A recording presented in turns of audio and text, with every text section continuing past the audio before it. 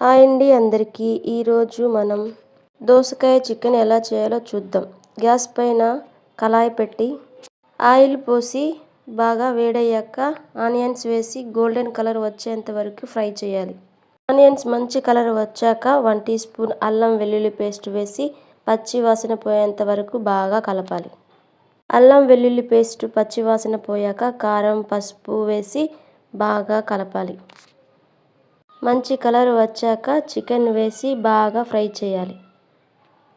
ఈ రెసిపీ మీరు ఎప్పుడైనా ట్రై చేశారా? ట్రై చేయకపోతే ట్రై చేసి ఎలా వచ్చిందో కామెంట్ బాక్స్లో కామెంట్ చేసి చెప్పండి. 1 స్పూన్ సాల్ట్ వేసి బాగా కలిపి ధనియాల పొడి లేదా గరం మసాలా ఉంటే వేసి బాగా కలపండి. ఒక 2 మినిట్స్ అలా ఉంచేసి దోసకాయని ఇలా తురుమైనా లేదా కట్ చేసుకునైనా వేసుకోవచ్చు. సూపర్ టేస్ట్ వస్తుంది ఫ్రెండ్స్.